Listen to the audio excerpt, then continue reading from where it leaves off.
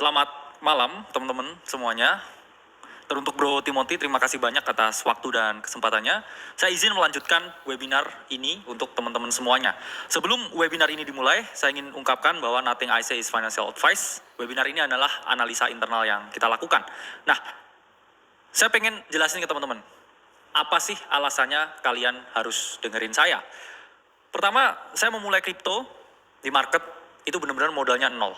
Hingga saya ngomong, portofolio saya mencapai angka 100 miliar.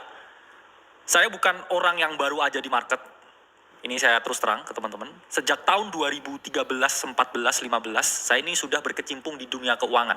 Jadi nggak sama seperti influencer-influencer yang teman-teman tahu, baru 3-4 bulan buka kelas. Saya udah lebih dari 10 tahun di sini.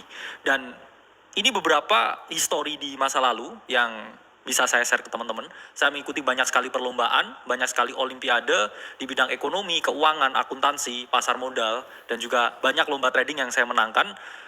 Nah, untuk perjalanan, gimana saya merubah dari nol, kenapa saya bilang nol, teman-teman bisa lihat di video Akademi Kripto ini, karena saya pakai duit dari istri saya sekarang, dulu masih pacar saya.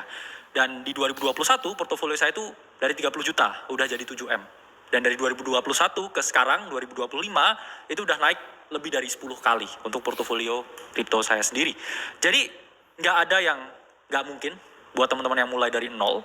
Dan seperti yang disampaikan Bro Timothy tadi, banyak anggapan tentang dosen palsu dan lain sebagainya. Mengapa saya jadi dosen? Pertama, saya suka mengajar dan juga sharing. Dua, saya ingin berkontribusi lebih ke masyarakat.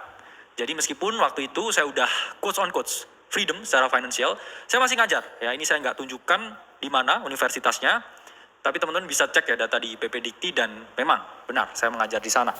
Nah itu sekian pengenalan singkat kepada saya dan saya ingin bilang ke teman-teman bahwa siklus ini siklus yang paling berat dan ke depan ini akan jauh lebih berat lagi. Mengapa? Dulu 2021 altcoin itu sedikit dan gamenya itu hanya buy and hold. Sementara kalau kita ngomong major altcoin layer 1 ini semua hancur berantakan. Kita tahu Ethereum setelah Dencun upgrade dan juga ETF approval, katalis yang besar banget. Ya kita ngomong harganya drop dari 4.000 ke bawah 2.000. Suatu hal yang tidak di-expect oleh banyak orang, dan juga orang berharap flippening, Ethereum market cap-nya lebih tinggi dari Bitcoin, but it did not happen. Dan kita lihat juga, Toncoin yang digadang-gadang sebagai this is gonna be the next big layer 1, karena basis user dari Telegram itu sangat banyak, tapi apa yang terjadi? It went to almost negatif 72% dan lebih. Kemudian BNB setelah CZ terkena masalah, kita tahu harganya juga nggak kemana-mana. Kalau teman-teman hold dari 2024 awal sampai sekarang, you gain nothing.